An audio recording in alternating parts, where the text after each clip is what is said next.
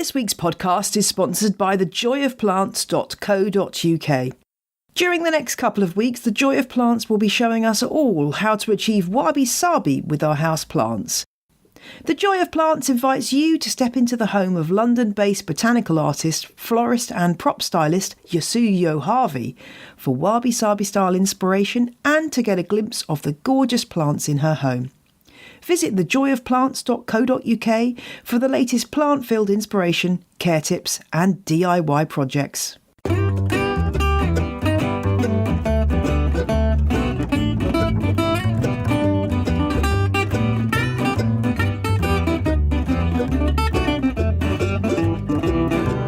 Hello and welcome to part 6 of On the Ledges Trailing Plants Week. Apologies for the delay on this 6th episode of the little mini-series.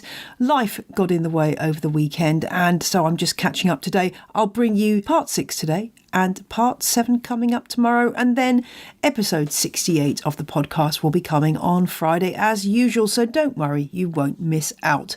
Advance warning though, that there will be no podcast episode on Friday the 26th of October because it's half term and I have family visiting, and so I'll be off enjoying myself, and I'll be back the following week, so hopefully you won't miss me too much. Let's crack on and talk about Sedum morganianum, aka burro's tail. This is not a plant that I own. I wish I did, but it's just not something that's come into my possession yet.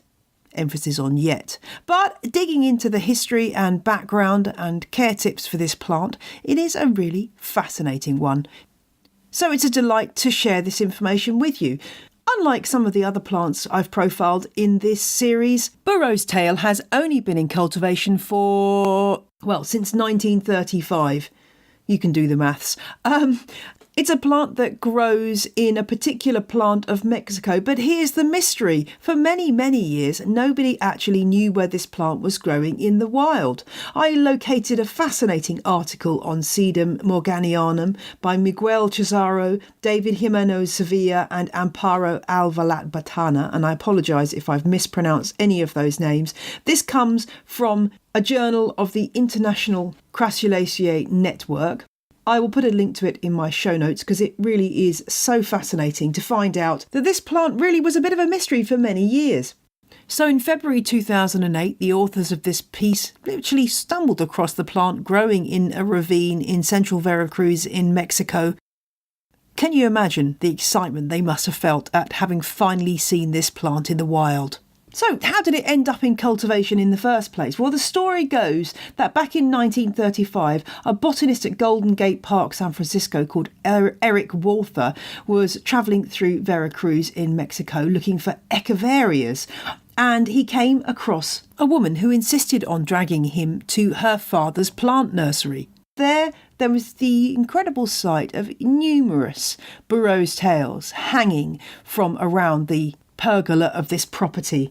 Naturally, he bought some plants and the rest is history. They started to be spread amongst botanists and beyond. And the name morganianum comes from Dr. Meredith Morgan Sr. Now yes, it was a he, was a grower in California, and he managed to get these plants to flower and thus identify the species. If you check out this article that I've found, you'll find a beautiful picture of the nursery where these initial plants were found, and it's literally covered in Sedum morganianum. So do go and look at that. If you're interested in the background and history of your succulent plants, then this is a fantastic resource to take a look at. And it illustrates yet again how sometimes the history of our plants and the route they take to get into cultivation is just as fascinating as the plants themselves.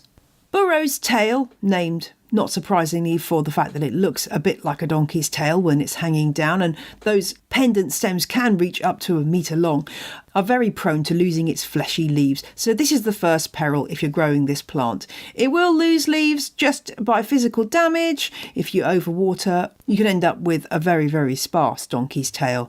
But if you do manage to get those stems really long and luscious, then bear in mind, this is a heavy old plant. You will need a substantial pot to secure it in because those stems get very, very weighty. It is a plant that looks beautiful in a hanging basket. You can also grow it in one of those head pots that are so popular now, and it gives a Medusa-like look, which is rather appealing.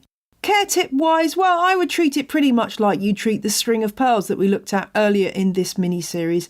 Plenty of bright light, lots of sun, but if you're going to expose it to lots of sun, make sure that's done gradually. And in fact, many growers report that this plant isn't one that likes quite the same degree of blaring light as other succulents. Bear in mind, this grows in ravines in Mexico, so it's not going to be in full sun all the time in its natural home. If you're going to protect it from the sun, the best time to offer that protection is during the strong afternoon sun, which tends to be the stuff that will cause your plant to get sunburnt. One of the great qualities of this plant is just how easy it is to propagate. So like many other succulents, a single leaf plucked from your burro's tail will produce a whole new plant. Just let it callus over somewhere on a plate or on a windowsill for a couple of weeks and then plant it into some gritty cactus compost, which is slightly moist, and a new plant will grow soon enough. If you do prefer to get things moving a bit more quickly, then stem cuttings will take equally as well. If you get yours to flower, the flowers are a beautiful pinky red colour and rather lovely. Although, from all accounts, it's not a plant that blooms luxuriously every 5 minutes, so don't feel bad if yours hasn't flowered yet. Watering wise, well, you know the drill by now. This kind of succulent will be better off if it isn't overwatered, particularly in winter.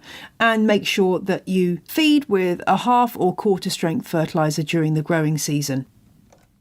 Bear in mind it's got quite a shallow root system because of growing in ravines. You can imagine there's not a great deal of soil around. So it won't need a massive amount of repotting. It will be quite happy in the same pot for a few seasons, provided you do that fertilisation once every while. Just remember to place it somewhere where it's not going to get knocked a lot, because you will lose a lot of leaves that way.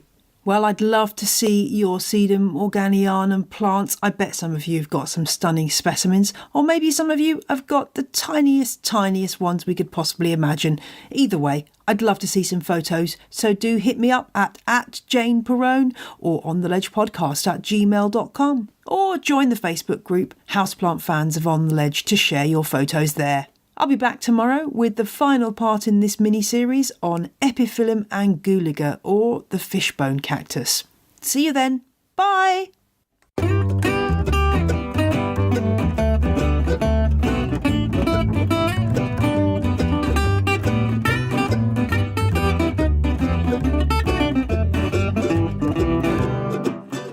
The music you heard in this episode was Roll Jordan Roll by the Joy Drops, licensed under Creative Commons. See my website for details.